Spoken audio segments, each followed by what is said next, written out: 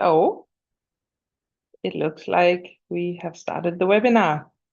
Welcome everybody to this webinar about the Thriving Through Play resource. First of all, please share your name and where you're from in the chat so we can have an idea about who is attending this webinar. I'm not going to put my name in the chat because I'm speaking, but my name is Louise Juhl Hansen, and I'm the advocacy advisor at the MHPSS Collaborative.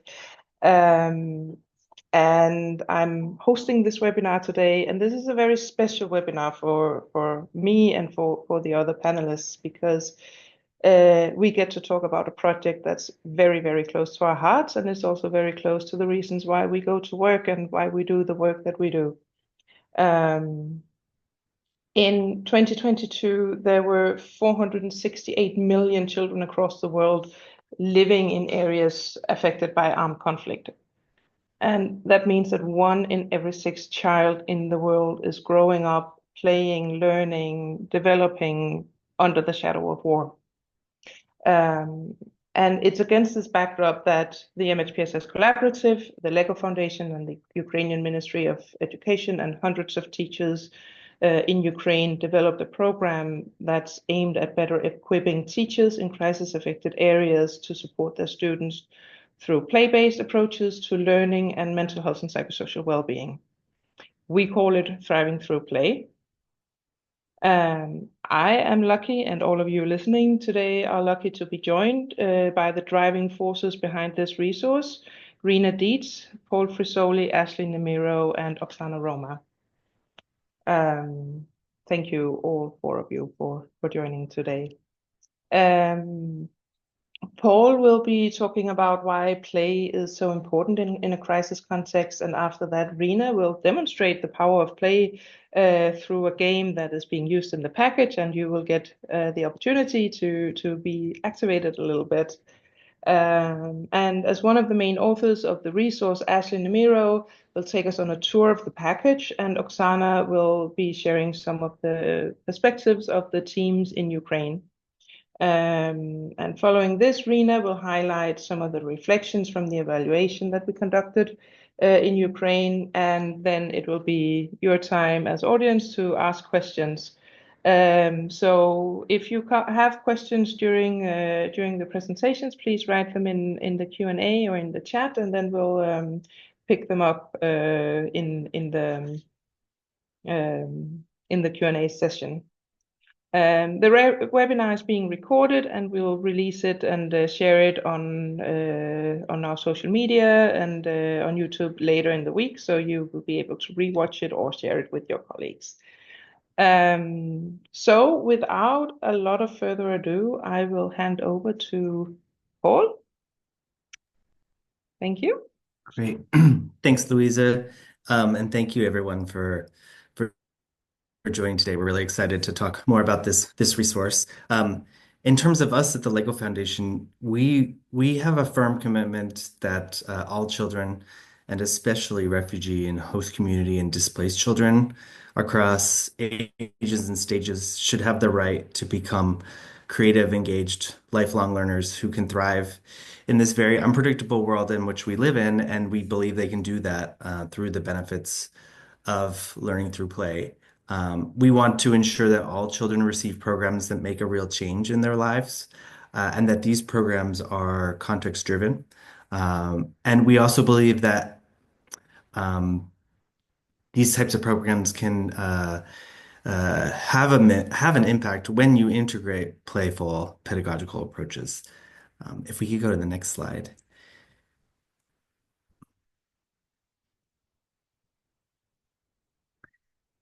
And we know with the increased severity and duration and the frequency of crises that we're seeing, that's having a very significant impact on children's lives.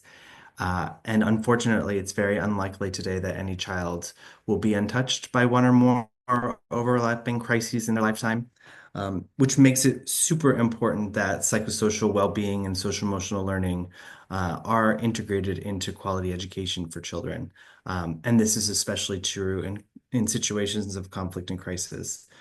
But we know that MHPSS is one of the most underfunded and overlooked areas in humanitarian assistance, especially for children and young children.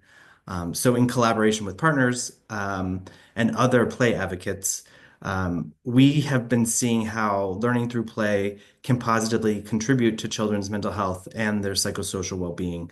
We have evidence from our partners in our programs that are demonstrating that play-based approaches are helping children to cope, to find a sense of normalcy in their lives, um, regulate their emotions, strengthen connections between one another, but also between teachers, um, promote social emotional skills. And we also know that play in humanitarian contexts is a tool to help children experience a dignified childhood that they all deserve. So this is why we're really passionate about the power of play, especially in humanitarian settings. If we go to the next slide, thank you. Um, and children's well-being across ages and stages, it's just like crucial for their learning and development, no matter what context. And this also means that those who support children also need to be supported. So caregivers and teachers, their well-being is also crucial so that they in their own right can thrive and wake up every morning and go to work feeling good and healthy, or wake up and feeling equipped to be responsive parents. Um, but we also know that caregivers and teachers' well-being is crucial to help children develop the tools and the capacities to support their own development and well-being. And through some of our funding, we are also seeing that when we've worked on parenting programs that have a focus on well-being, that's helping fathers, for example, manage their stress and help create a more supportive environment for children in the home, for example. So this is why we know that it's super crucial to focus not just on children's well-being, but also those who care for children and their well-being. And this is something that Oksana will talk more about today around how this package of materials is really helping to address not just teachers being able to support children's well-being in the classroom, but also their own well-being.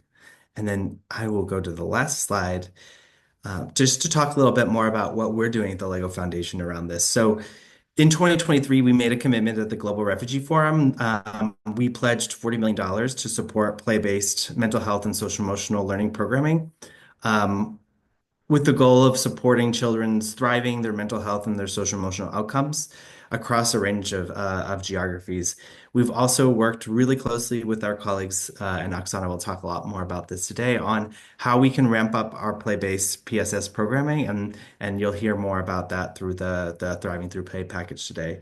And with our new strategy at the Lego Foundation, we have prioritized social emotional outcomes for children across our portfolios. This includes in the humanitarian space, but outside of the humanitarian space. So we really want to learn more about how play can really support different aspects of children's well-being. Um, and this webinar is going to highlight that work in terms of what we're doing together with our colleagues in Ukraine. So with that, I will pass it over to, I think, Rena. Great. So we are going to take a moment to play a game. I am going to share my screen so that you all can let us know in a creative way how you are feeling today. So go ahead and join at menti.com and then use that code. And you should be able to put a pin on the color that represents how you're feeling today. So you should see some more pins popping up as people are able to do that. I've also put the link in the chat so that folks can do that as well. So let's see if I can put that back in there. Great. So we can see people are feeling all sorts of ways today, all sorts of different colors. And this is just sort of a bit of how we we're able to kind of have children check in with how they're feeling in the Thriving Through Play package, and then in other trainings as well. We've been able to, allow children to figure out how they're feeling without necessarily needing to say how they're feeling. So we're now going to play a game called Pantomime. Now, as you can tell, we unfortunately can't all see each other today. But that means that you can play like no one is watching and really fully express yourselves. And you'll have the pleasure of looking at the panelists here who will be playing as well. So this game teaches children and for us as adults how to communicate our feelings by acting out feelings with actions. So I'm going to ask you all to put some actions that come to mind in the chat. So just anything that comes to mind, what sort of physical actions that you can do while you're at your desk maybe, or wherever you are today. Them in the chat so that everyone can see. Typing. Absolutely. Stretching. Yeah, maybe something we all need. I'm going to add some of my own too. Dancing. Why can't we dance at our desks? Smiling. Yeah. Twisting. Great. Writing, fiddling with a ball, singing, laughing, breathing deeply. So many good actions. So you can keep putting actions, kicking your feet. Sometimes we want to do that when we're sitting at our desks. Yeah, petting our dogs. So now put in some feelings in the chat. Any sort of feeling.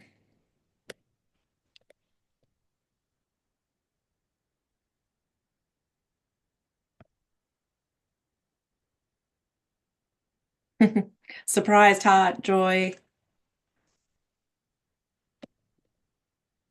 uneasy, calm, busy, stressed, mellow. Great. So lots of different feelings. Maybe some of these are representing how we are feeling today. So I'm going to stop sharing my screen so we can see each other a little bit more. And now what we're going to do is one by one, I will call out different pairs of actions and feelings. Though we can't all see one another, I invite you to stand up, act it out. If we were able to see and hear each other, I would pass this along to someone else to also come up with a pair of action and feeling. But given our limitations on webinars, I'll just walk us through a few different. So I really liked the petting the dog. So you can stand up if you want. Pet the dog calmly.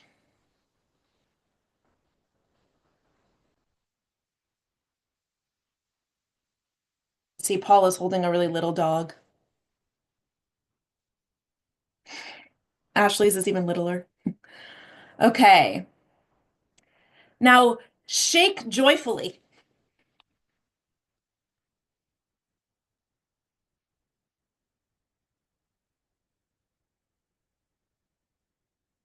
Type calmly.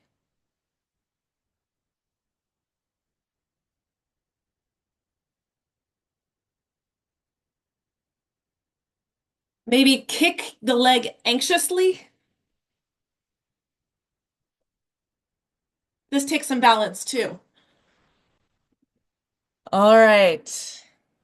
Now that we've gotten our morning or afternoon, depending where you are, exercise, you can take a seat. And I invite you to share in the chat which combinations of actions and feelings were most fun to act out and which were most difficult. You can put both in the chat. And fellow panelists, you're welcome to unmute and share.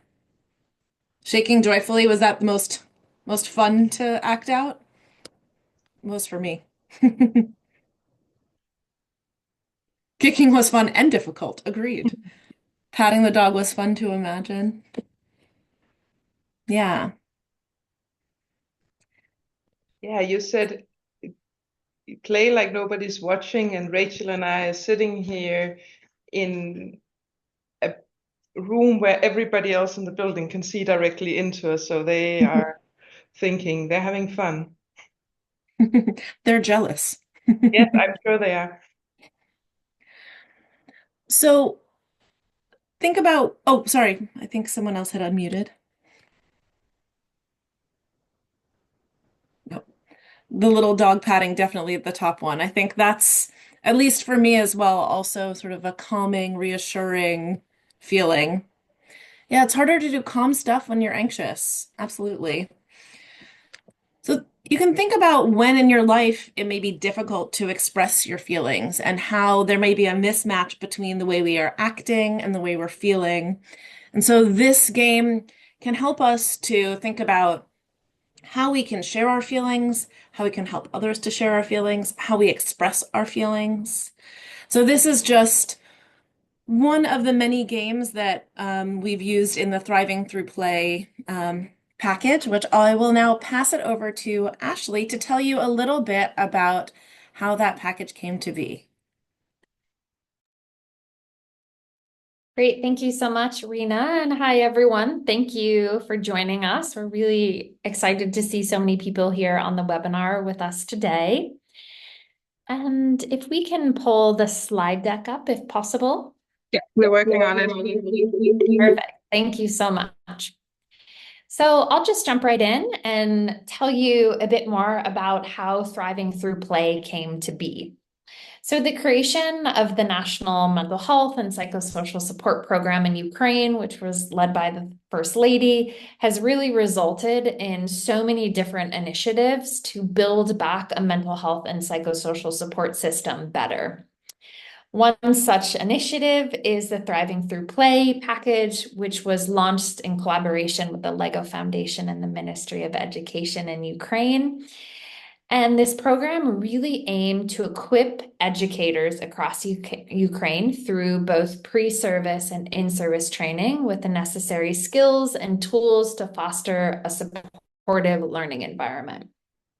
So the Ministry of Education and Lego Foundation really recognized that soon teachers would be returning to the classroom in the fall of 2023 and saw this as an excellent opportunity to equip them with the skills needed to integrate play-based mental health and psychosocial support teaching practices into their classroom, and really while remaining sensitive to the ongoing conflict that was being experienced in Ukraine and is still being experienced. And really in this package, there's a significant emphasis on enhancing knowledge surrounding conflict education that really focuses on promoting the well-being of children and taking into account that many children living in Ukraine are still experiencing the effects of war on a daily basis. And as Paul so eloquently stated, that the role of play is so integral to children's well-being, and therefore play really became a central component to this training package. And with all of this in mind, Rena and I put our heads together alongside key experts at Lego Foundation and the Ministry of Education to really develop this training package to what it is today. And next slide, please. So recognizing that this curriculum was very much going to be part of a larger system strengthening effort within Ukraine, it was important that the training curriculum was very much based on best practices, evidence from multiple sources across both the education sector and mental health and psychosocial support.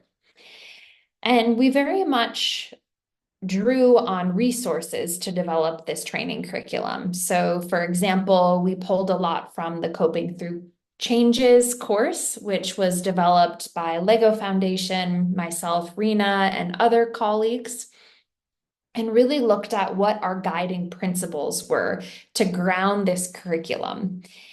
And as you can see here, these guiding principles are well-being at the center. So what does that mean? It's really about well-being being at the center of any learning activity or classroom, because without well-being, we know that children are unable to learn and think clearly. And we wanted to ensure that this training curriculum was practical. So what does that mean? That, of course, it's based on theory and evidence, but also the tools and strategies can be applied.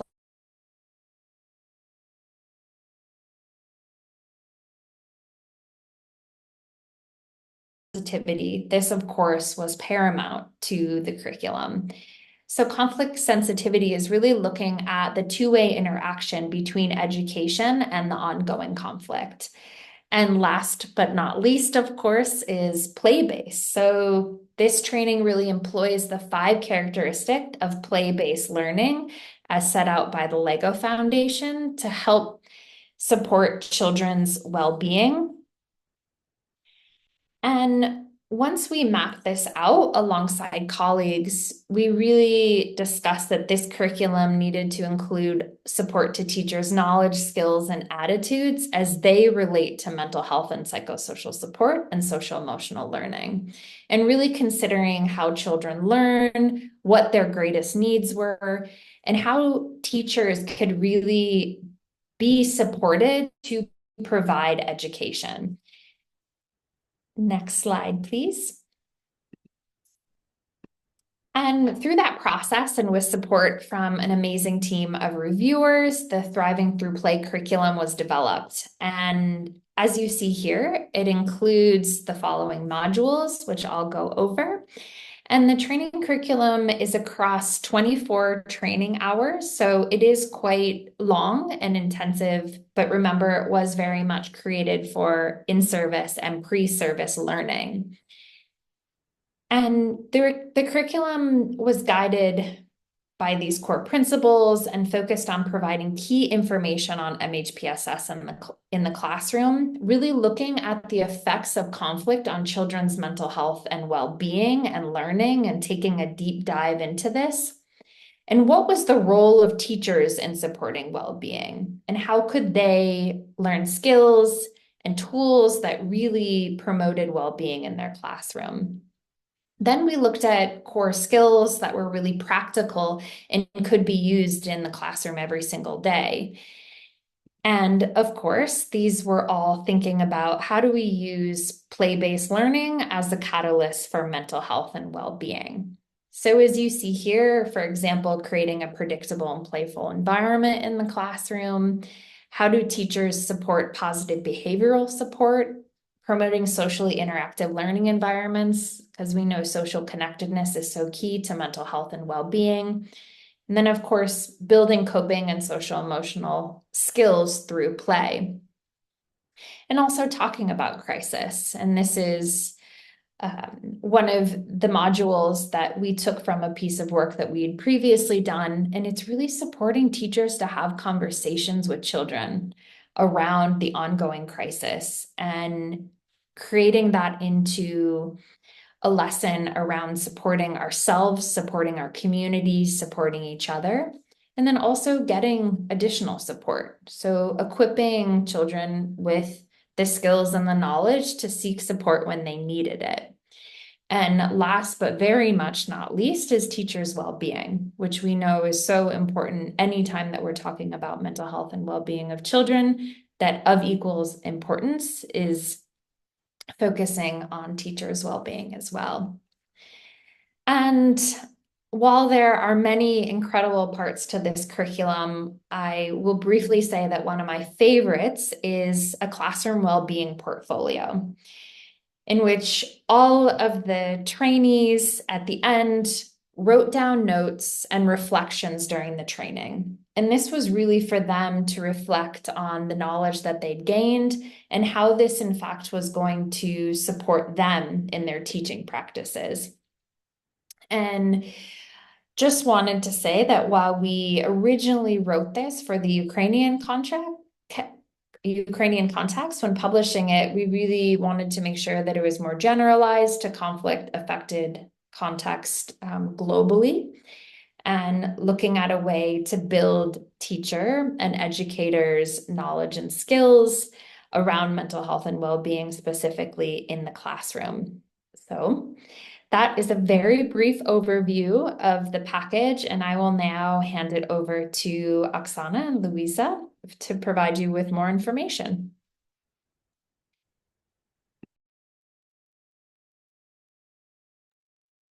Thank you so much, Ashley, and apologies for all the switching around. We are having a bit of connectivity problems here, so we have to switch around a little bit, but I think we're good. So, Oksana, welcome, and thank you for joining us from Ukraine. You lead the Lego Foundation's work in Ukraine, and you've been an instrumental member of the team from the very beginning through all the trainings, the evaluation, and you're still working very closely with the Ministry of Education on introducing learning through play throughout the education system in Ukraine. And I'm sure you're also doing a lot of other stuff, but this is where we are focusing today. So thank you so much for joining us. Yeah, welcome. Welcome to all the participants, and greetings to all panelists and participants as well. So, Oksana, we put the heading of this little talk to be perspectives from the team in Ukraine. So I'm putting the big responsibility on you of talking, of course, from your own perspective, but also you're inviting you to bring in some of the perspectives of the other team members that you've been working with in Ukraine and the teachers. But to start us off, can you tell us a little bit about the specific needs in Ukraine that you and the team saw that this training could fulfill? So the backdrop of how this work started. Yeah, thank you very much, Louise, for the question. And maybe I will start really from a little bit of background behind this project. You have just seen some slides from Ashley, where she presented how many children have been affected by the war and the related crisis in Ukraine. And, just for the providing of the broader context, the education system in Ukraine is fully up and running. And today, as we are talking, we have 70% of schools which are operating offline, and the rest of the schools are operating online. But even in the case when the schools are operating offline, you need to understand that it's not kind of normal conditions under which these schools are operating. There are enormous number of alarms when the children need to go to the shelters, to the bunkers, and then again to get back to the classrooms. So the education process is still broken in Ukraine. And, back in 2022, when we looked at different, opportunities, what and how we can help Ukrainian teachers, Ukrainian education system. Of course, we have been looking at psychosocial support tools, because it's not something what has been in the system before. It's not something we had, available at our table, at our desks. And we have been really looking across the globe, across the world, who could be the potential partners to help to develop this. And why we needed these tools? Because when we look at the reality of the Ukrainian teacher, particularly the teachers operating in offline mode, somewhere in central or in Western Ukraine, the teacher with the 30 students in the classroom, some students might have lost, parents at war. Some have been separated from the caregivers. Some students have lost their homes. The teacher himself or herself can experience different life conditions. And we really understood that we need to bring some universal tools into the classroom which respond to the current situation. And these tools, on the one hand, should support the children, but on the other hand, should support the teachers. Because one of the most important things was really to help the teachers to grab the resource back and to know how to act in difficult circumstances. That was just, looking at the landscape in Ukraine. And the second, or in parallel with that, we have also received the request from the Ministry of Education, to come up with some suggestions, solutions, just some immediate reactions on how to support the Ukrainian education system. Thank you. Thank you so much.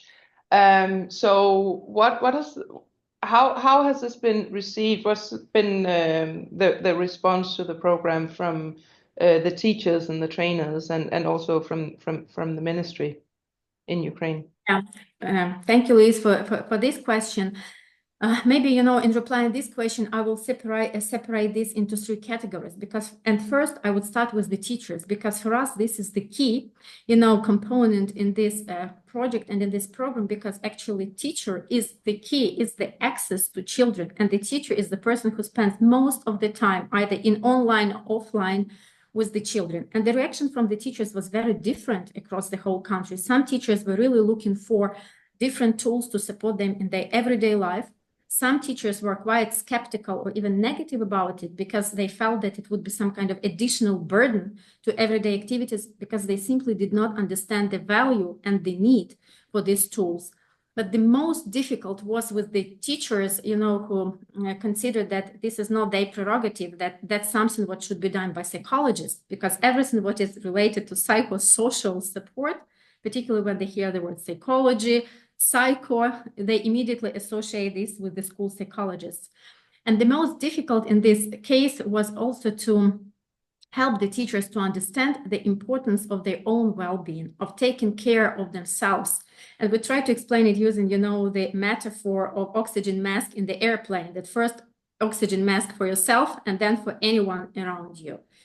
But, when we started implementing this training, rolling out this training, the perception of the teachers changed dramatically, because first they could touch and feel and test many activities, many strategies, many approaches in the classroom with real children in real classrooms. So, and from where we started and where we are right now, the perception changed dramatically. And right now, I would say that psychosocial support became an inevitable part of our everyday routines and practices. And even at the regulation level, at the national level, 10% of teacher professional development mandatory should be dedicated particularly to the strategies, tools of psychosocial support.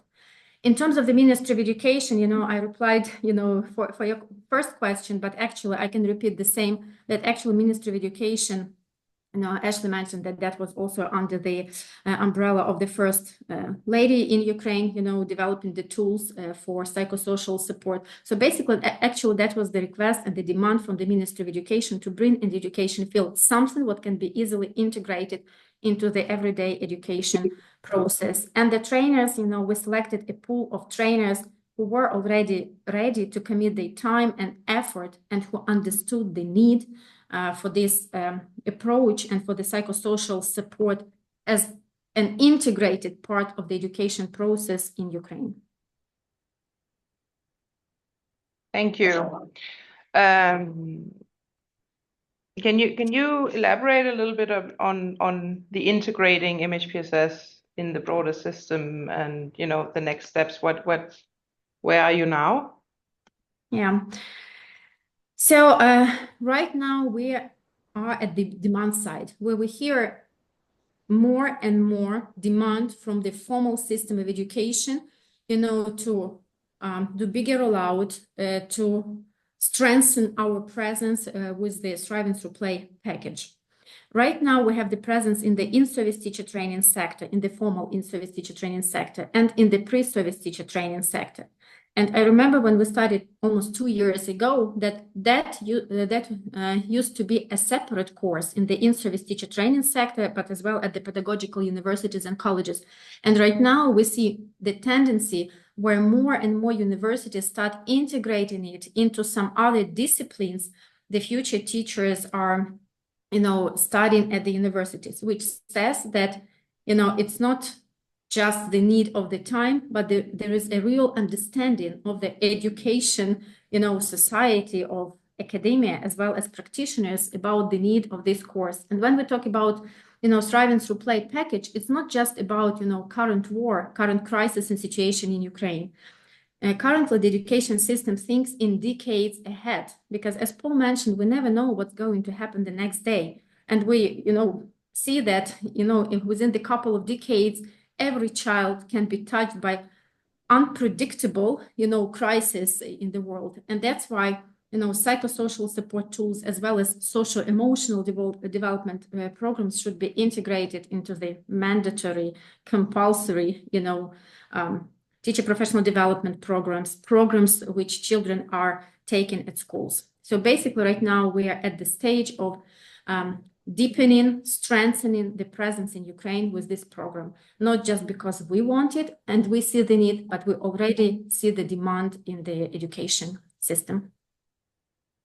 Thank you so much. This is really encouraging to hear, and it's also a really good example of how big a difference you can make when you work on a different level with the work that we do. So thank you so much, Oksana. One of the things that you have also been working on, I know, but Rena will present, is the evaluation of the training that was done originally in Ukraine. So I am going to hand over to Rena now again. Great. Thank you, Lisa. And I think what I will share is just a little bit more on what we've already heard a bit from Oksana. Rena, can you come closer to a microphone? Are you able to hear me now? No. No. Okay, good. Thank you. Sorry. I was just saying that what I will share from the evaluation of the program in Ukraine will really build on what you've already heard from Oksana. I think her background and knowledge of the context and truly what the response has been was really reflected in what our findings from the evaluation. So we conducted a sequential mixed methods study to really understand in a robust way the response to the training and then the perceived impacts. So we did a pre and post knowledge, attitudes, and skills survey for teachers and trainers who received the training.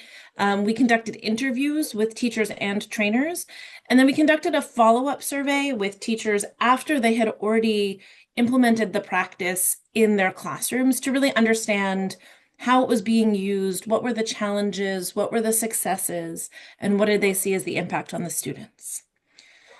So we can go to the next slide now. We found that overwhelmingly teachers and trainers, as Oksana already has shared, that they felt that this training was useful. So you can hear this quote from a teacher: "Everything is effective. Everything is practically used." Well, these are really effective tools. So they're using the practical tools from the trainings, and they find that not only are they able to use it, but that it is effective. So teachers rated the training highly, but that's fine. But what does that actually mean? We found that as trainers cascaded the training down to teachers, they had to adapt the material to suit the local needs and the available time. So we also looked at some of the differences among different groups. And so I think this is really important for us. Many of you on the webinar today are practitioners and maybe using these tools. So understanding the implications for future use of this and similar training materials. We found that teachers who participated in longer trainings rated the training more highly and tended to use the materials a bit more. And in-person training was rated higher than remote or hybrid trainings.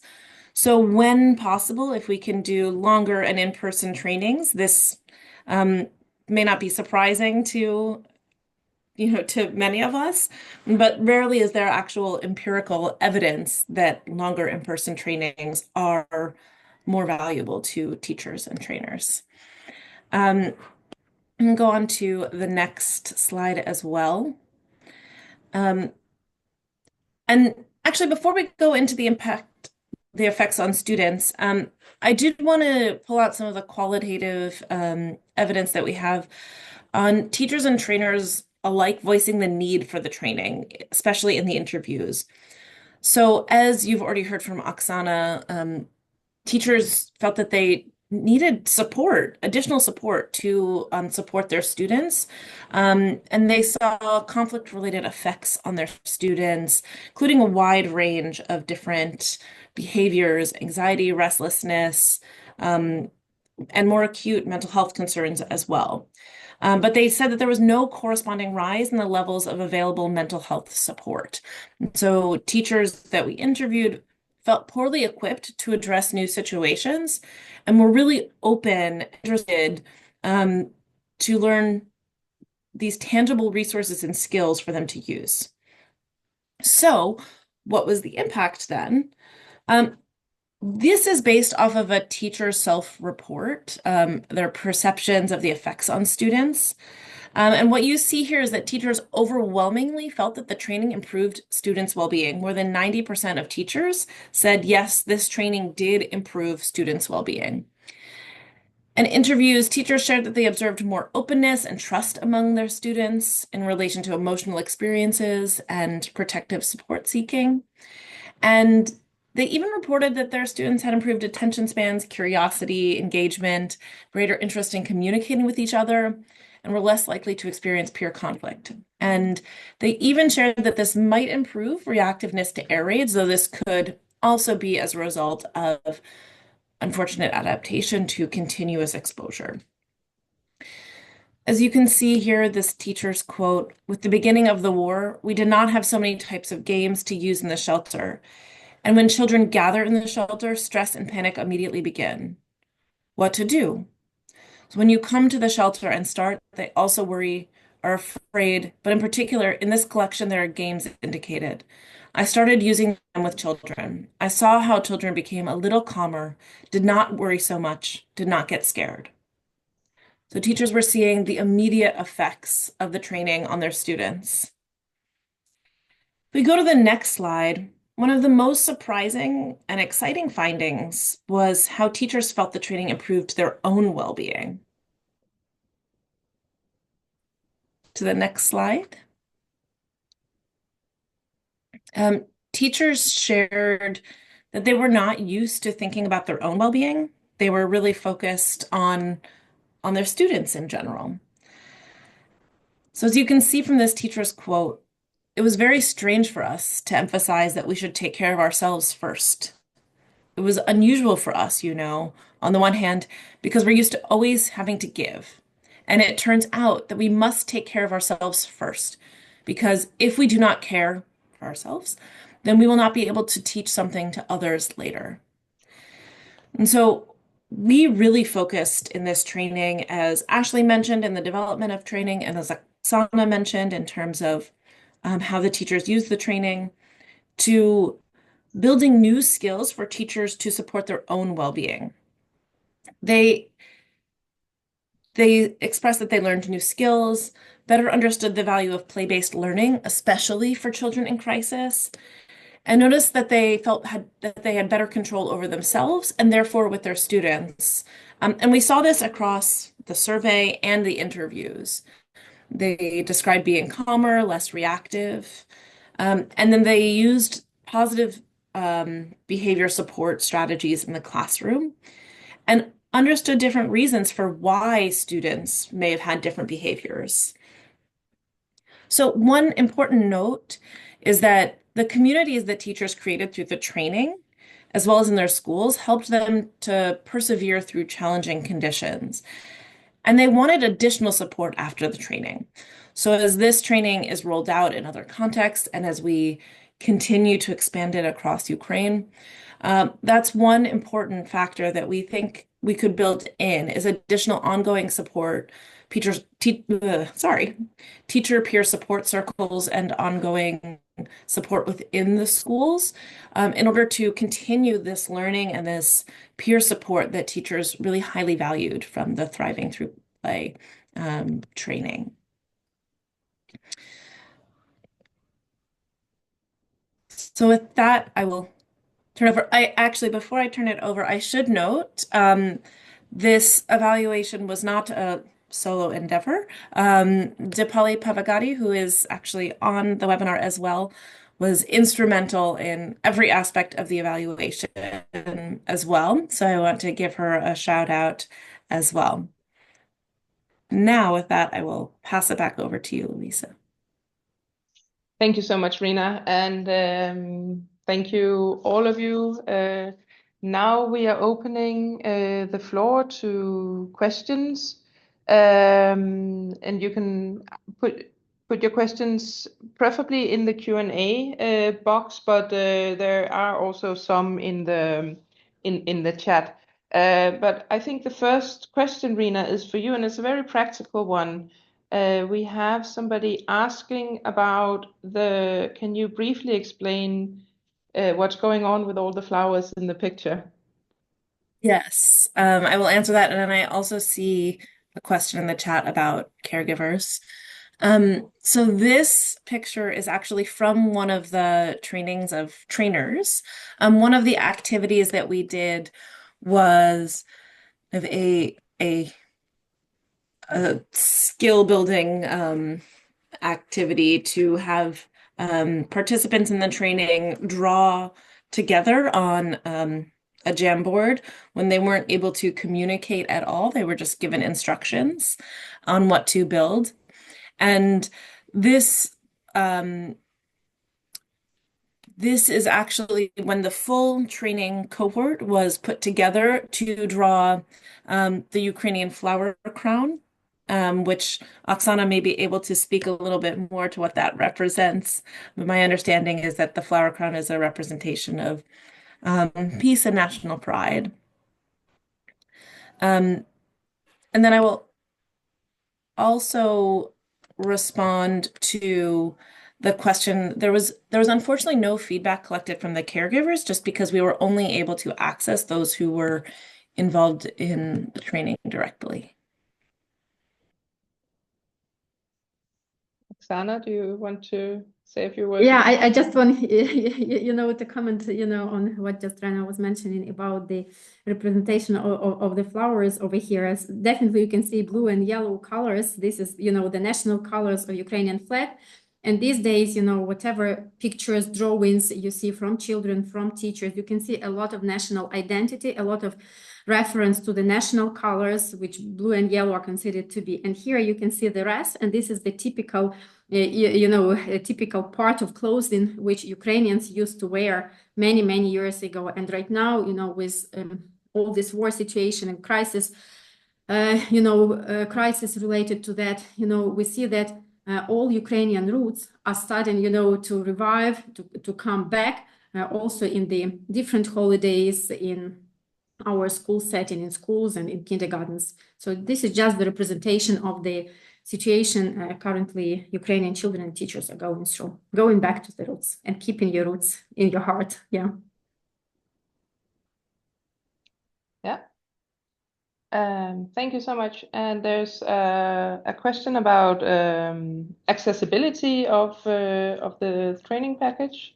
And I think I also saw a related question in the chat. But the training package is available online on the MHPSS Collaborative's website. When we send out the recording, we'll also send out a link. But if you go to the MHPSS Collaborative's website, you can find it. And Rena has put it in the chat. And it's freely accessible to whoever wants to use it. Yeah. And maybe I, make a small comment. Yes. That this package is also available in Ukrainian. And in case we have, among the participants, people who are working with Ukrainian teachers or Ukrainian caregivers who are taking care of Ukrainian children and need, the resources in Ukrainian, you can definitely also ask for that resource as well. Thank you so much, Oksana. And I have another question, and that actually corresponds to the question that I had as a backup in case nobody asked questions. So thank you for posting it. Was there any pushback on the length of the training in such a humanitarian setting? And would there be a possibility to use some of the modules of the training only, or does it need to come as a full package? Yeah, I can comment, from the Ukrainian context where we have been implementing. One important remark here is that we have been implementing this training online, for the teacher trainers, and then the teacher trainers, most of them have been doing that offline. And we have started the training of the trainers amidst their blackouts and amid the power cuts. And even in that difficult conditions, the teachers were there. And even if they could not join due to obvious conditions, they have been watching through the recorded videos of these trainings. And potentially one of the biggest, ingredients to success of this training is that it was split into smaller chunks. So there was 2 hours, 3 hour, 4 hour sessions where the teacher trainers could, understand and absorb and process the information they got. Because when you're working in the context where it has not been common before, you really need time to understand, to comprehend, and to relate it to your practice. Thank you. Ashley, do you have something to supplement? Yeah, absolutely. And just to follow up on what Oksana said and to share a story that it was really incredible just how dedicated the teachers were. They showed up every single day, power cuts. We oftentimes had to stop the training due to air raids that were happening. And it was just incredible to see, to be honest, the dedication, and everyone was always participatory and really willing to soak in all the information. And I think someone asked if you could use this in a modular approach. And I would say, really, when Rena and I put this together, we thought a lot about scaffolding. So what could teachers learn first that then, of course, was going to support future learning? So I would say that all modules are incredibly important, but it's also really dependent on your context. What is most useful for you, for your organization, at government level, ministry level? So and all the information, of course, is incredibly valuable, but it might be different based on what your needs are. And Rena, not sure if you had any other thoughts on that. The only other addition that I would make is specifically who is being trained and what their background is. So some of this may be repetitive if you were training, a group of social workers, for example. But for many contexts, I think the order in which we created it was quite intentional, but it does so much vary on the context and who will be receiving the training. And I can maybe also supplement a little bit on that question. In the training package, we've created suggestions for how you can plan the training out, depending on whether you have the opportunity to do full day trainings or if you need to split it up into smaller chunks. So we have a suggested agenda for 4 or 5 day training or for a 10-day training, and that has been thought through with how the modules fit together. So looking at where would a natural break in the learning be. So there is a little bit flexibility built into it. But it's a very valid question, because it is sometimes difficult to carve out that much time in a high emergency situation. And we have another question, and I think that goes to Oksana and Rena maybe. What were some of the challenges in the monitoring and evaluation aspect, as it's difficult considering the crisis population, as well as mapping behavior change, and mapping behavior change is difficult? Yeah, I would talk more to the organizational aspect of it, and then Rena would talk to the content side of it. So in terms of the, having all the teachers, getting the teachers to participate in the interview, in the surveys, we really had to work very hard, because, extra surveys, extra need to participate in the interviews. It puts some extra effort for every teacher. And you really need to make sure that the teacher appears, that the teacher is there, that the teacher gets, the survey timely.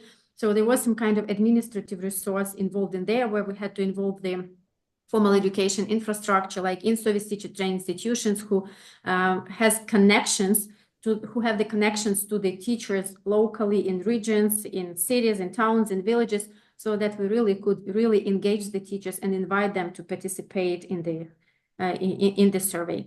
But I believe, maybe we received a bit less answers than we expected from the very beginning.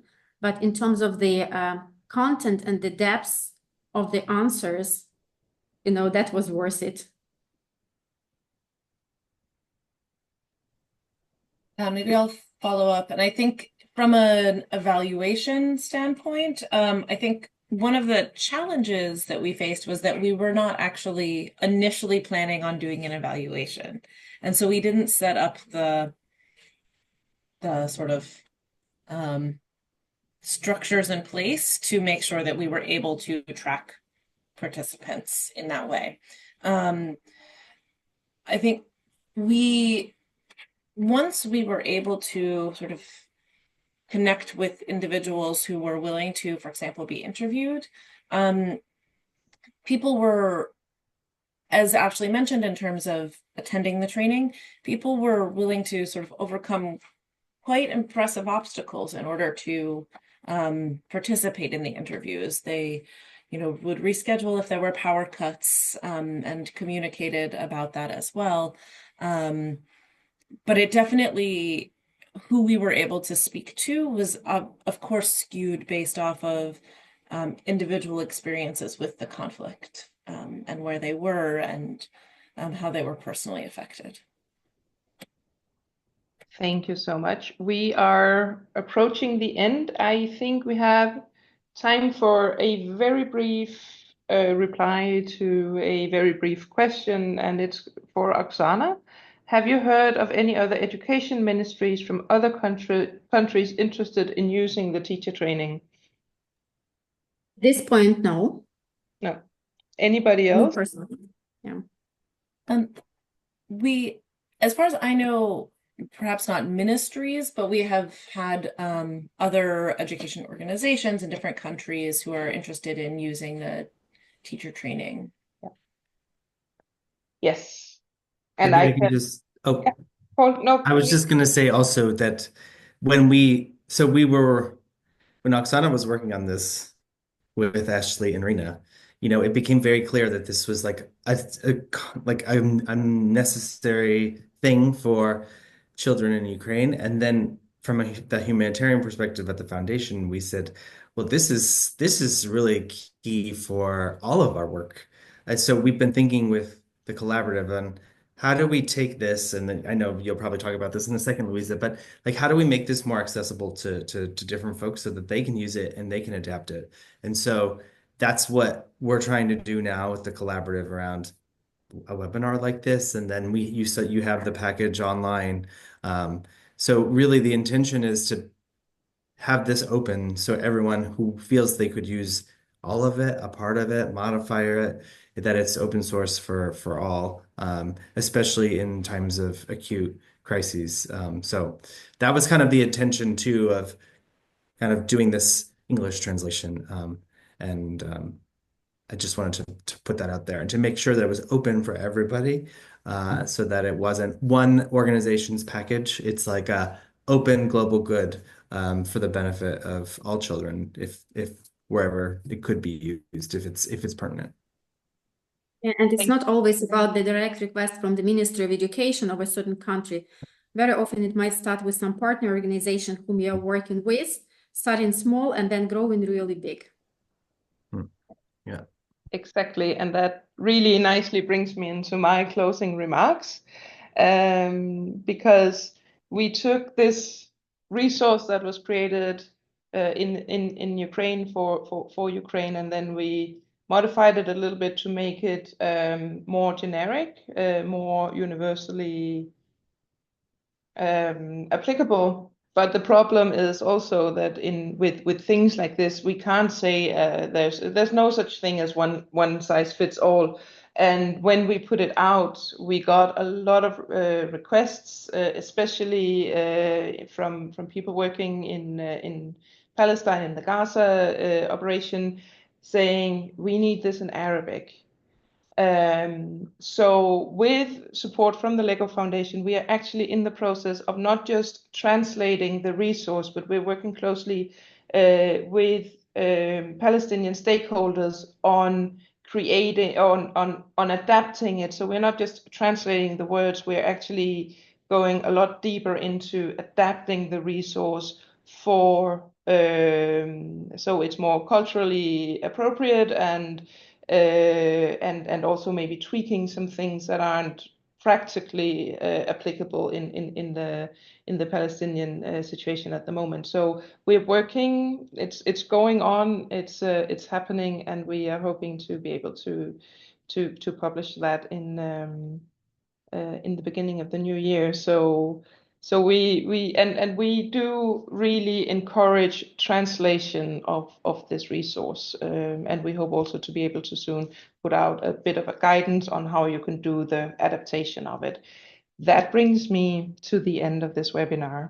Thank you so much, Ashley, Rena, Paul, Oksana, for joining us, for working, putting all your thoughts and dedication into this resource that we're really proud of having, and that we hope will get a life out there and be used.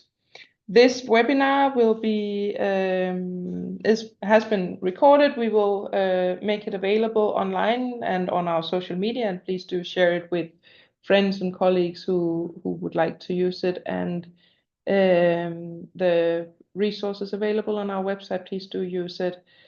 Thank you so much for today and for attending and joining us.